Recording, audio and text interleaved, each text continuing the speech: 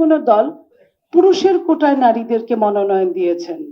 যদি বলেন পুরুষের কোটাটা কি, আমি এইখানে বলতে চাই যে পুরুষটা এমপি ছিল অথবা মন্ত্রী ছিল, উনি পরলোক গমন করেছেন অথবা ইনভ্যালিড হয়েছেন অথবা নির্বাচনে অযোগ্য ঘোষিত হয়েছেন, তার ঘরের যোগ্য পুরুষ না থাকার কারণে তার স্ত্রী অথবা সন্তানকে মনোনয়ন দেওয়া হয়েছে। তো এই যদি বাংলাদেশের আমরা বাঁশের তৈলাক্ত বাঁশের অঙ্কের মতো 3 পা উঠি তো 4 পা নিচে নামি, এই যদি হয়, আমি কোন বিবেক সম্পন্ন পুরুষদের কাছে, আমাদের ভাইদের কাছে প্রশ্ন রাখতে পারি আজকের এই প্রেক্ষাপটে। তো এই যে আজকের যে আপনার কি বলে সুষ্ঠু নির্বাচন, গণতান্ত্রিক উত্তরণ, নাগরিক ভাবনা, আমরা কি নাগরিকের মধ্যে পড়ি না? নাকি আমরা শুধু ভোট দেওয়ার জন্যই আমরা নিজেকে তৈরি করি?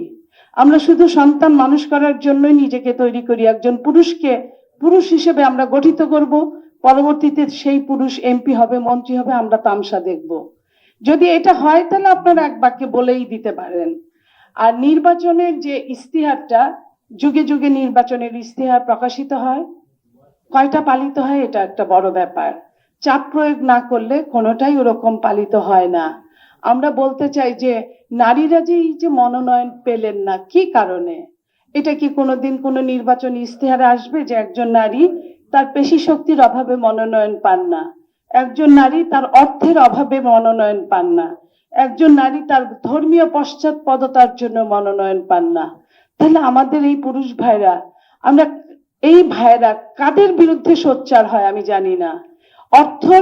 অর্থ চরম ভাবে এখানে ছড়িয়ে ছিটিয়ে আছে।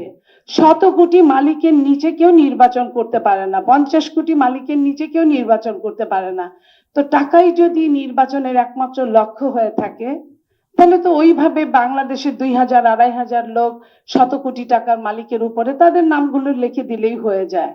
তো আমি জানি না আমাদের ক্রাইটেরিয়াটা কি। আমি অনেক দিন কর্মী থেকে এই পর্যন্ত আসছি, এখনো নিজেকে কর্মী বলতে স্বাচ্ছন্দ্য বোধ করি।